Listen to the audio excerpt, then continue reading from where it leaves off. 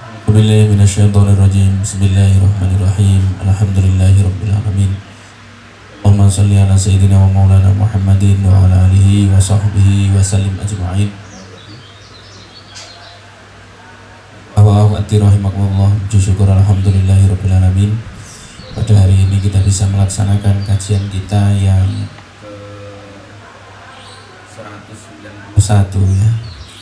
Mudah-mudahan dengan rasa syukur yang kita panjatkan, Allah menyempurnakan nikmatnya dan memberkahi setiap ikhtiar kita, dan Allah meridhoi setiap urusan kita. Salawat dan salam mudah-mudahan tetap tercurah dan terlimpahkan ke haribaan junjungan kita Nabi Muhammad SAW, yang kita kaji hadis-hadisnya di setiap Jumat pagi ini. Mudah-mudahan dengan pengkajian ini menambah keilmuan kita, menambah pengetahuan kita, dan menambah keimanan kita kepada Allah Subhanahu wa ta'ala. Bismillahirrahmanirrahim. Iya, kita lanjutkan ya. Bismillahirrahmanirrahim. An Abi Hurairah, dan diriwayatkan dari Abu Hurairah radhiyallahu anhu qala, berkata Abu Hurairah, datang Rasulullah kepada Rasulullah sallallahu alaihi wasallam, rajulun seorang laki-laki minal muslimina, dari kaum muslimin, wahwa sedangkan Nabi itu fil masjid, di masjid. Fanadahu, maka kemudian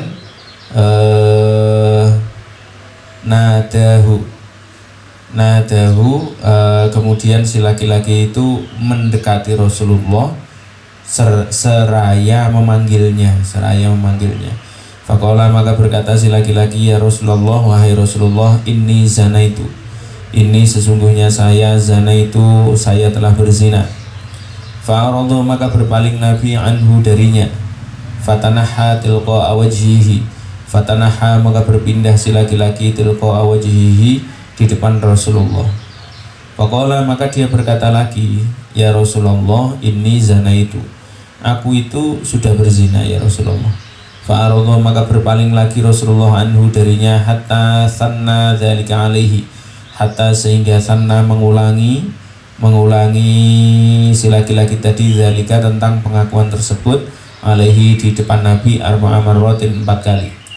Falamma maka ketika syahida menyaksikan Nabi ala nafsihi, pada diri laki-laki tadi, arba'a syahadatin dengan 4 persaksian, da'ahu, maka kemudian memanggil dia Rasulullah sallallahu alaihi wasallam.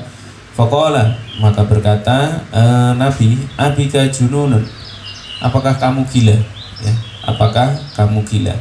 Qala la, tidak Nabi. Qala menjawab, qala berkata Nabi, fahal ahsanta, kamu apakah sudah menikah? Qala menjawab si laki-laki tadi, na'am ya. Faqala Nabi, maka bersabda Nabi sallallahu alaihi wasallam, idhabu bihi farjumuhu, idhabu, wahai para sahabat, ajaklah pergi bihi, dengan membawa si laki-laki ini, farjumuhu, maka kemudian rajamlah dia.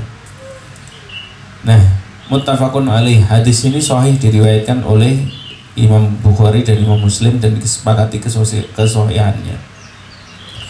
Jadi jelas sekali di sini ya. Yang pertama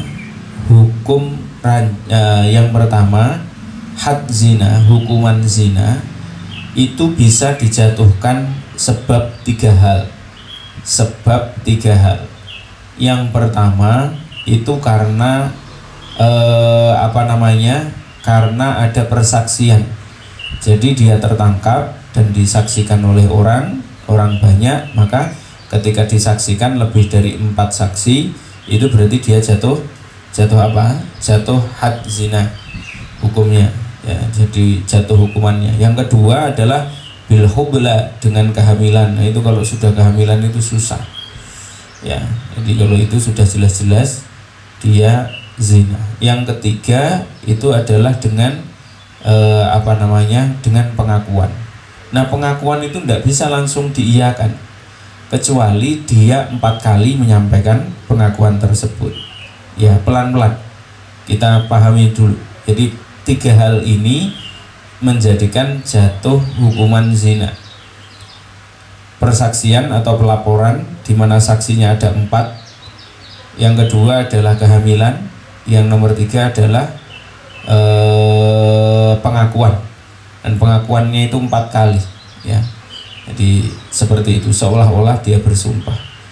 Nah, berikutnya dalam hal ini adalah tentang masalah had zina. Tadi Nabi bertanya, apakah kamu sudah menikah? Iya. Jadi kalau orang sudah menikah berarti dia hukumannya adalah wajib diranjam. Diranjam itu berarti dia ditanam sampai leher, terus kepalanya dilempari batu sebesar ya minimal 1 kepalan tangan, dan itu dihukum di depan orang banyak, tidak bisa dihukum sembunyi-sembunyi, tidak bisa ya.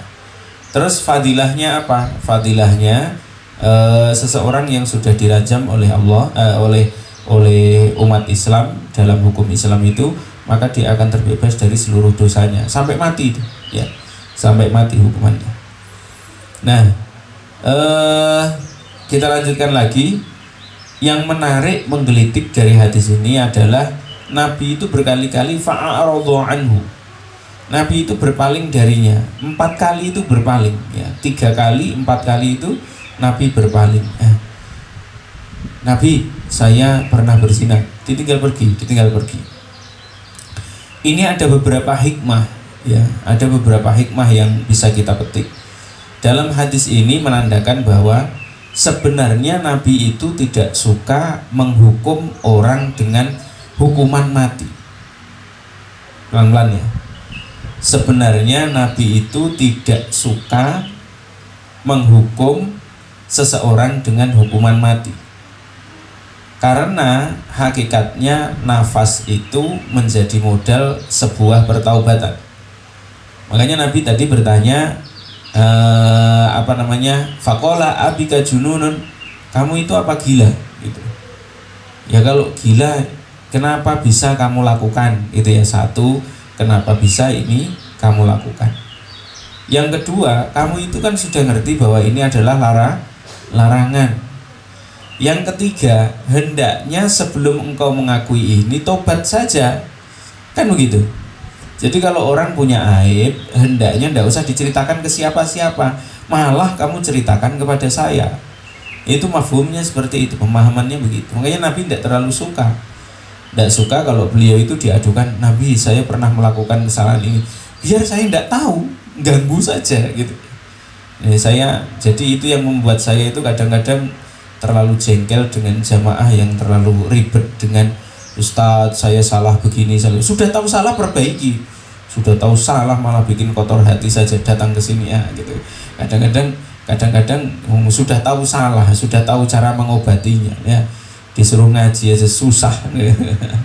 Saya itu lebih suka ditemui ketika ngaji daripada ketemui dengan kesini bawa masalah. Itu lebih suka ditemui saat ngaji ya. Orang itu kalau ngaji itu naik derajatnya, dia tahu dalilnya, dia tahu sumbernya, dia tahu dia tahu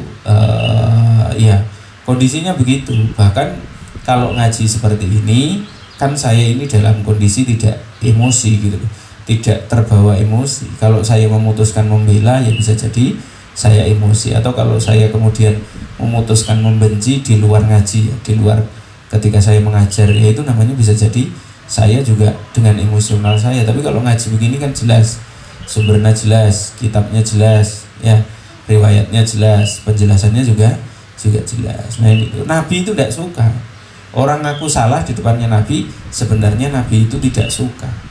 Kenapa? Ya tidak usah cerita, tobat saja gitu loh. Bahasanya kan begitu. Ya cukup kamu yang tahu sama Allah saja. Ya, kenapa kamu harus mengaku? Ya tapi memang semua itu memang anugerahnya Allah. Nah,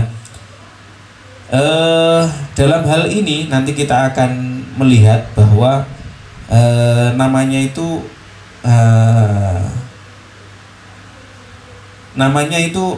Ma'iz bin Malik, laki-laki yang datang itu. Nah, Ma'iz bin Malik ini menyampaikan, kita baca hadis berikutnya ya, biar enak nanti ada sambungannya.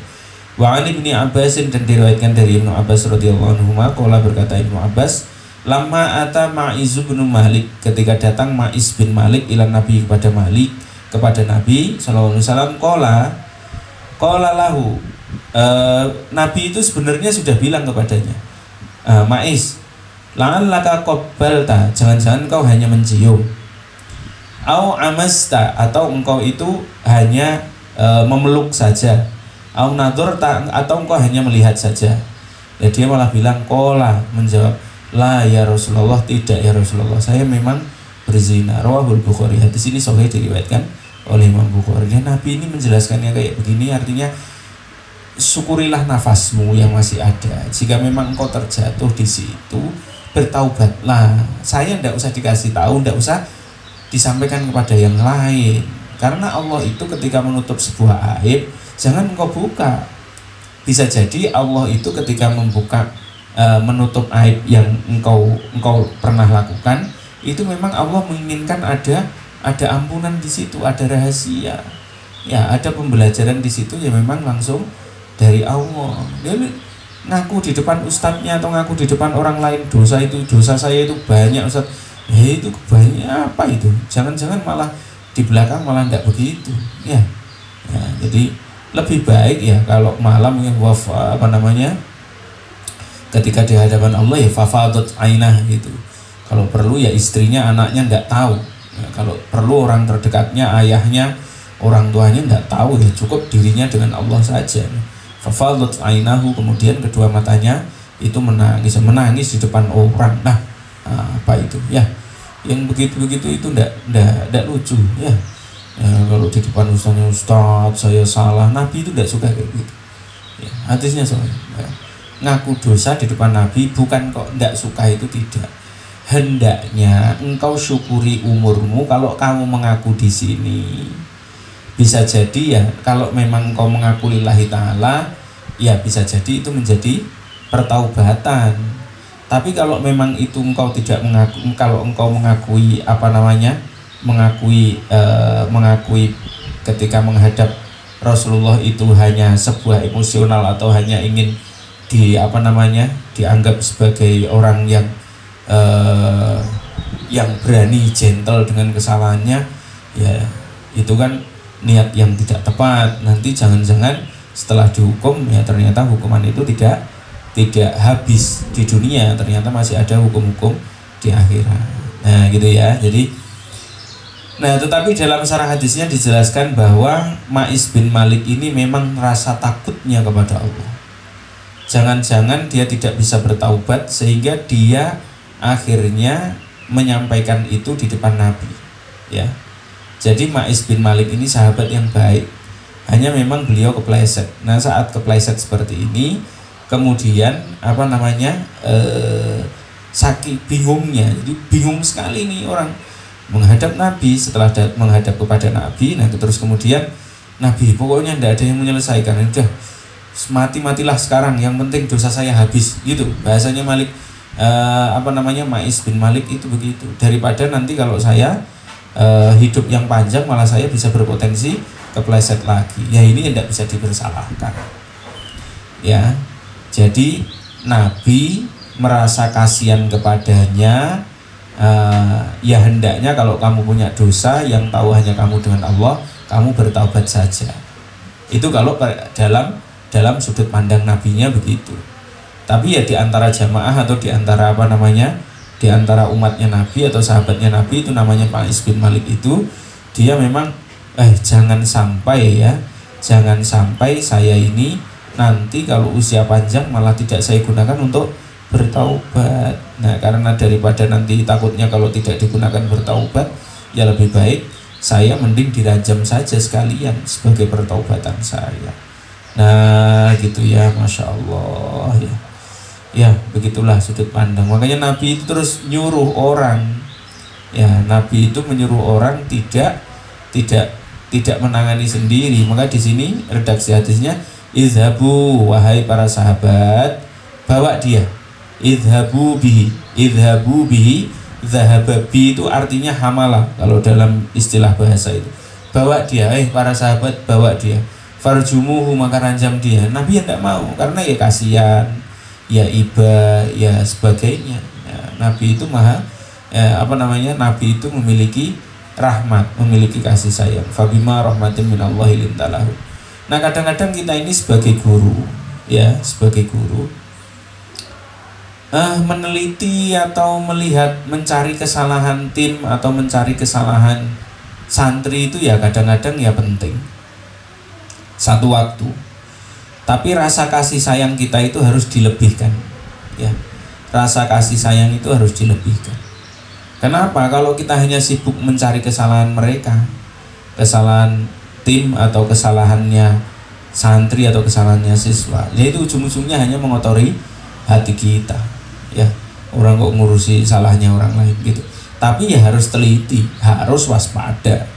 Pokoknya istilahnya itu kan waskita, itu ya, waskita itu sebelum terjadi hal-hal yang tidak diinginkan itu sudah disiapkan, gitu. Rasulullah itu kan begitu. Jadi memang kalau kita berani jadi guru, berani jadi muallim, berani jadi seorang suami, ya itu memang sudah harus mampu untuk memprediksikan hal-hal ke depan. Itu sudah kelihatan gitu loh, bagaimana caranya kan. Itu kan leadership itu begitu, bisa memprediksikan dengan kondisi-kondisi secara empiris, ya, secara empiris yang ada hari ini. Itu adalah cerminan beberapa waktu yang akan datang, ya. Meskipun ada qadarullah, Allah itu bisa saja membuat keputusan atau membuat sesuatu itu benar-benar bisa terjadi dengan kehendaknya. Itu bisa saja Allah menciptakan sesuatu yang insidentil. Tapi rata-rata itu secara sunatullah itu kan 80%. Ya, jadi kejadian yang akan terjadi di masa depan itu 80% karena hari ini gitu loh. Jadi hari esok 80% itu biasanya secara asbabiyah, secara sunatullahnya sebab hari ini. Apa yang kita siapkan hari ini, nah besok itu akan kelihatan kan gitu. Makanya mudah identifikasi itu. Jadi guru, jadi ustadz, atau jadi orang tua, atau jadi ini, identifikasi itu tidak susah. Jadi hari ini kok ada kejadiannya seperti ini. Oh kalau kejadiannya seperti ini berarti kemarin itu pasti begini, gitu. Tapi ya jangan emosional ya. Kemarin itu pasti begini, itu secara sunatullahnya. Meskipun secara insidentil Allah bisa saja kejadian hari ini tidak ada hubungannya dengan kemarin, ya bisa saja kan gitu ya.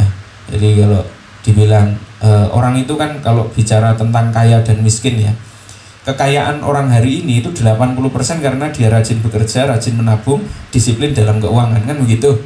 Nah, kemiskinan orang hari ini itu juga dari 3 hal itu tadi. Kerajinan dia dalam bekerja, kedisiplinan dia dalam keuangan, dan kemampuan dia dalam untuk saving, untuk hidup simplicity kan begitu. Ya memang ada dalam kondisi-kondisi tertentu tiba-tiba ada ada bencana alam. Nah itu kan memang itu qadarullahnya. Tapi secara sunatullahnya gampang. Nah, lihat santri, lihat siswa, lihat tim dan sebagainya, identifikasi bagaimana cara mereka bekerja, itu caranya begitu. Dilihat saja orangnya, kelihatan ketemu gelagatnya bagaimana, cara bicaranya bagaimana, mimiknya bagaimana, kerjaannya bagaimana, cara dia bekerja bagaimana, sudah kelihatan itu. Ya, jadi yang membentuk dia hari ini itu kemarin itu seperti apa.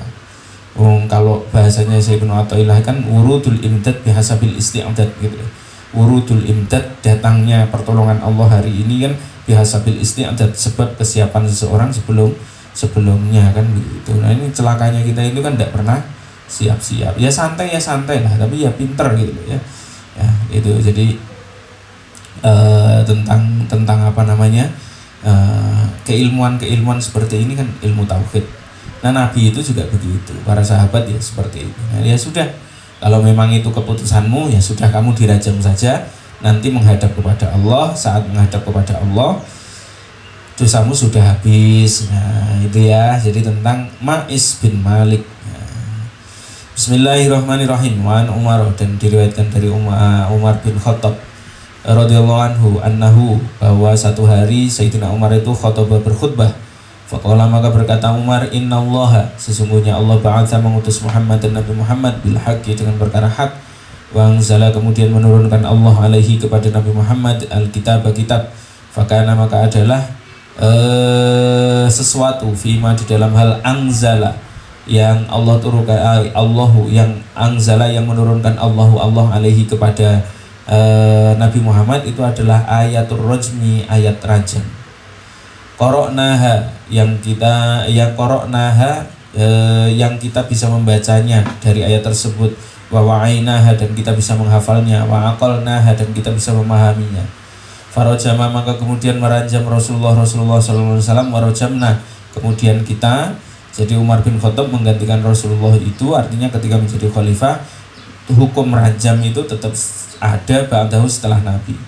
Fahsya intola bin nasi zamanun, fahsya maka aku takut intola apabila telah panjang bin nasi pada manusia zamanun masa, ayyakula apabila mengucapkan qailun seorang yang berkata mana jitu aku tidak menemukan ar-rajma rajam fi kitabillah. Nah ini loh, Umar bin Khattab itu khawatir nanti di akhir itu ngawur orang itu loh, zina itu lost gitu saja. Kenapa?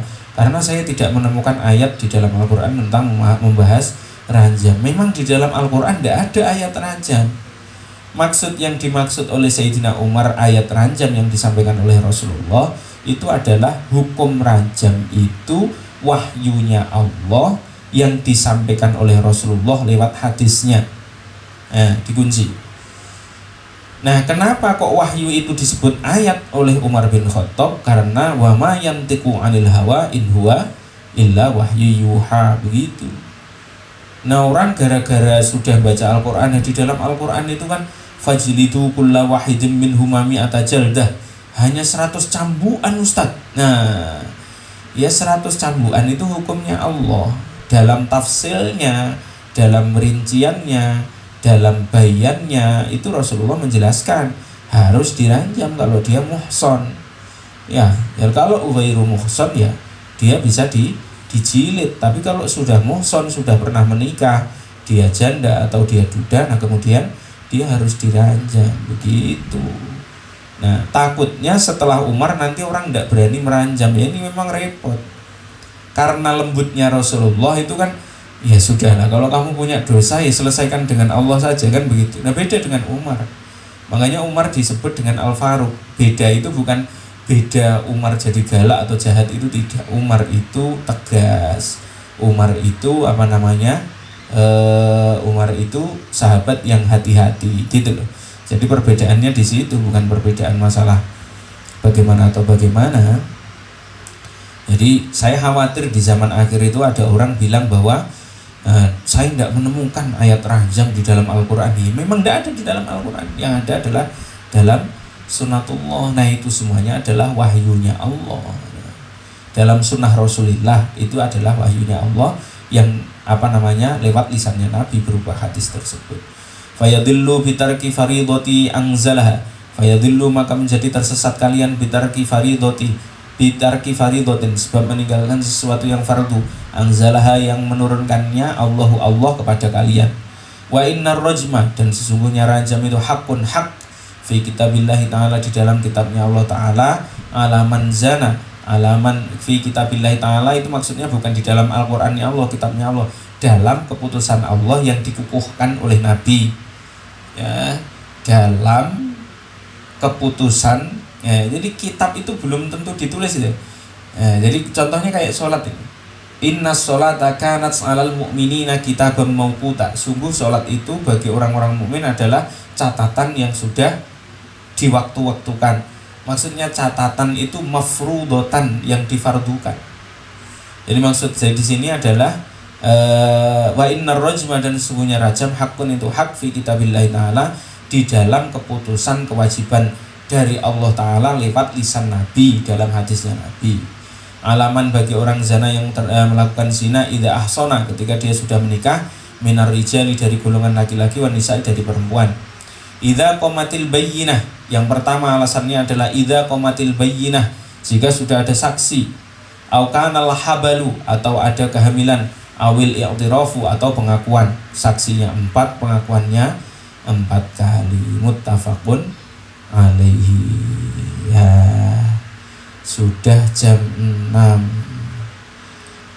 ya. Ikhwah wa akhwati rahimakumullah, itulah tadi kajian kita di pagi hari ini ya. Tidak usah banyak-banyak Ustadz, nanti kalau mulai agak lambat saja biar tidak terlalu ribut masjidnya. Saya sapa dulu yang sudah hadir pada pagi hari ini. Ada Ibu Adel, Kak Nita, Bu Ima, Pak Irman, Dr. Ira, Bu Murni, Ustazah Mutiah, Bu Oli, Kak Uni, dan Pak Musin ada di sini ya. Jadi kita kalau ada Pak Musin di sini bisa live, bisa pakai mikrofon. Kalau tidak ada ya saya sendiri. Ya, alhamdulillah, mudah-mudahan semuanya diberikan kesehatan oleh Allah dan kita beserta anak cucu kita, keturunan kita ila yaumil qiyamah bisa dihindarkan dari dosa ini, dosa zina ini. Al-Fatihah.